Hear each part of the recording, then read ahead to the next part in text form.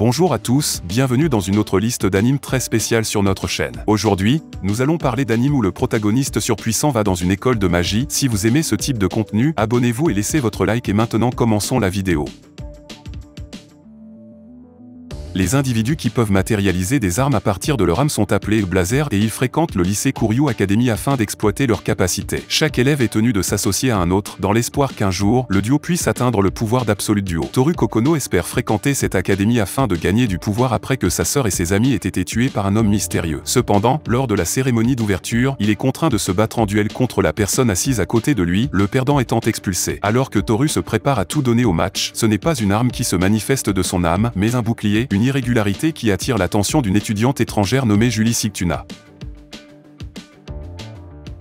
La logique est le concept qui régit les émotions, les capacités, les idéaux, les souvenirs et toutes les autres propriétés abstraites qui composent la vie dans divers mondes. Grâce à son pouvoir, cependant, les étrangers et les extraterrestres sont capables de traverser des portails imprégnés de la logique de leur monde respectif et de constituer une menace pour les autres mondes. Pour contrer ce problème, le Nether Logic Counter Agency, ALCA, du monde humain de Septia emploie des logicalistes, des personnes ayant le pouvoir de nouer des liens avec les étrangers qui recherchent la paix et partagent leur logique, chargés de faire face à tous les dangers possibles. Après avoir surchargé ses pouvoirs 2 ans auparavant, Yoshishika Tsurugi a perdu la capacité d'utiliser logique au combat, ce qui ne le rend pas différent d'un citoyen ordinaire. Cependant, sa vie revient bientôt sur le champ de bataille lorsqu'il rencontre Athena, une déesse étrangère du monde de Tetrahaven. Elle apporte à Yoshishika sa carte logique manquante, lui permettant de redevenir un logique. Peu de temps après, Yoshishika conclut un contrat avec Athena et rejoint Alka. Là, il rencontre d'autres logiques, et ce n'est qu'en travaillant avec eux qu'il peut espérer mettre fin aux menaces une fois pour toutes. Une arme exosquelette conçue par le Japon, Infinite Stratos ne peut être pilotée que par des femmes. Sa puissance et ses prouesses au combat sont si immenses qu'un traité international a été signé interdisant son utilisation comme atout militaire. Lorsqu'on découvre Kishika Orimura, 15 ans, est le seul homme capable de piloter un SI, il est inscrit de force à l'Académie Infinite Stratos, un internat entièrement féminin, dont les élèves obtiennent leur diplôme pour devenir pilote de SI. Dans cette école de formation, Ishika retrouve 2 de ses amis d'enfance, Uki Shinonono et Linjian Wang, et se lie d'amitié avec Cecilia Alko, une représentante de l'EI du Royaume-Uni. Guidé par le légendaire pilote Shifuyu Orimura, leur professeur principal strict est la sœur aînée d'Ishika, Ishika et les filles devront utiliser tout ce qui est à leur disposition pour se défendre et défendre leur académie contre les dangers qui surgiront au cours de leur vie scolaire passionnante. La magie en Myudu était autrefois une technique puissante utilisée par les Japonais pendant la Seconde Guerre mondiale pour leur permettre de prendre le dessus et d'établir leur nation comme une force redoutable. Mais le Japon a été rapidement vaincu après que le vénéré Onmyuji Yaku Tsushimikado ait provoqué le grand désastre spirituel, un événement qui afflige Tokyo à ce jour. À la suite de cet accident, l'agence Onmyu a été créée afin d'exorciser d'autres désastres spirituels et de combattre les démons qui feraient leur chemin dans le monde. Aujourd'hui, Onmyudu est devenu beaucoup plus moderne, simplifié et raffiné pour une utilisation dans une grande variété d'applications telles que la médecine et la technologie. Cependant, tout le monde n'est pas capable d'utiliser la magie, comme c'est le cas avec Harutora, membre de la famille de la branche Tsushimikado. Malgré une vieille promesse de protéger Natsume, l'héritier de la famille principale de Tsushimikado et la supposée réincarnation de Yaku, en tant que son familier, Harutora n'a aucun talent et choisit de vivre une vie normale à la place. Mais lorsqu'un membre éminent de l'agence Onmyu tente de recréer la même expérience qui a conduit à la chute du Japon, il décide de tenir parole et de se battre aux côtés de Natsume.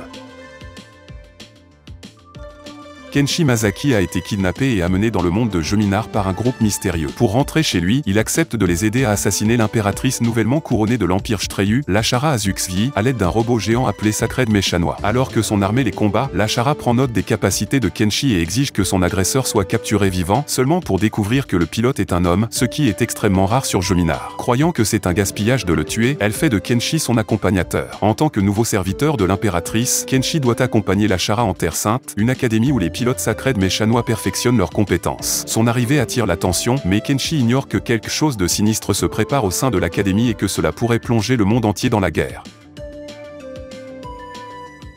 Le monde tel que nous le connaissons n'est en fait que la moitié de l'histoire, comme Takeshi Nanase le découvre brusquement un matin d'été. Sur le chemin de la pratique du kendo, Takeshi rencontre une fille inconsciente dans un uniforme qu'il ne reconnaît pas. Takeshi fait la chose décente et la sauve, et en retour, la fille se réveille et le transforme accidentellement en magicien. Comme Takeshi le découvre, il y a le monde dans lequel il vit et le monde des utilisateurs de magie. La plupart des utilisateurs de magie veulent simplement coexister pacifiquement avec des non-magiciens, mais certains ont de plus grandes ambitions. Mui Eba est un magicien inscrit à la Subaru Magic Academy, où les utilisateurs utilisateurs de magie peuvent apprendre à contrôler et à canaliser leurs pouvoirs et à vivre en paix avec les humains ordinaires. Après sa rencontre fatidique avec Emui, Takeshi et ses nouveaux amis magiciens Kurumi Izoshima et Kazumi Ida décident également de s'inscrire à la Magic Academy. Les trois amis ont des raisons différentes de continuer à se battre, qu'ils se battent pour échapper au passé ou pour rattraper le futur. Ils manient différents types de pouvoirs qu'ils doivent apprendre à exploiter afin de combattre les Ghost Trailers, un groupe de magiciens qui sont prêts à utiliser la violence pour affirmer leur supériorité sur les humains. Poursuivis par les Ghost Trailers, Takeshi et ses amis doivent s'entraîner pour devenir plus forts, affronter le chef des Trailers et empêcher le début de la seconde grande guerre magique.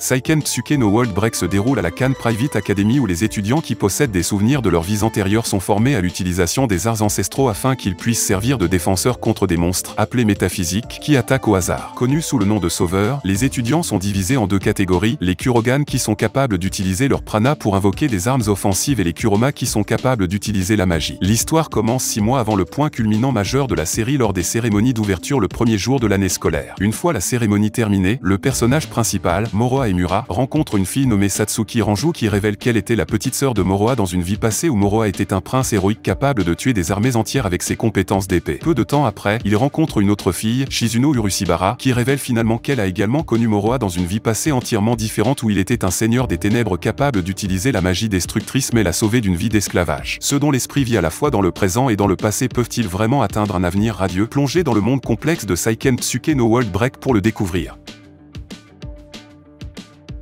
À l'aube du XXIe siècle, la magie, longtemps considérée comme du folklore et des contes de fées, est devenue une technologie systématisée et est enseignée comme une compétence technique. Au First High School, l'institution des magiciens, les étudiants sont séparés en deux groupes en fonction de leurs résultats à l'examen d'entrée, Bloom. Ceux qui obtiennent des scores élevés sont affectés au First Course, tandis que les Weeds sont des étudiants de réserve affectés au deuxième cours. Maoka Kuku no Retuse suit les frères et sœurs, Tatsuya et Miyuki Shiba, qui sont inscrits au premier lycée. Après avoir passé l'examen, le prodigieux Miyuki est placé dans le premier cours, tandis que Tatsuya est relégué au deuxième cours. Bien que ses résultats au test pratique et son statut de druide le montrent magiquement incompétent, il possède des connaissances techniques extraordinaires, des capacités de combat physique et des techniques magiques uniques, faisant de Tatsuya l'irrégulier dans un lycée magique.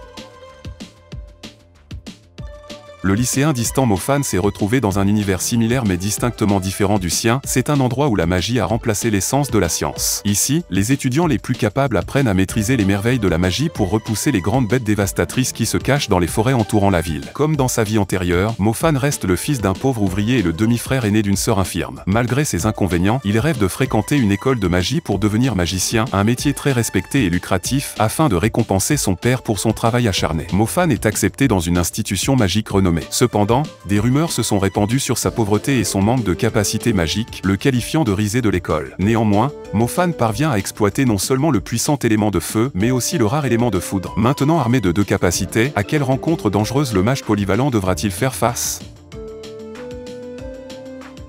Se livrant paresseusement à des activités paranormales sans fondement avec l'Occult Club, le lycéen Yuji Itadori passe ses journées au club ou à l'hôpital, où il rend visite à son grand-père alité. Cependant, ce style de vie tranquille prend rapidement une tournure étrange lorsqu'il rencontre sans le savoir un objet maudit. Déclenchant une chaîne d'événements surnaturels, Yuji se retrouve soudainement propulsé dans le monde des malédictions, des êtres affreux formés de la malice et de la négativité humaine, après avoir avalé le dit objet, révélé être un doigt appartenant au démon Sukunariumen, le roi des malédictions. Yuji fait l'expérience directe de la menace que ces malédictions représente pour la société alors qu'il découvre ses propres nouveaux pouvoirs. Introduit au lycée technique métropolitain de Jujutsu de Tokyo, il commence à emprunter un chemin dont il ne peut pas revenir, le chemin d'un sorcier de Jujutsu. Et c'était notre liste d'animes pour aujourd'hui. Si vous avez aimé la vidéo, n'oubliez pas de laisser votre like et également de vous abonner à notre chaîne pour toujours recevoir le meilleur contenu de vos animes préférés. Pour aujourd'hui on va rester ici, jusqu'à la prochaine vidéo qui sortira très bientôt.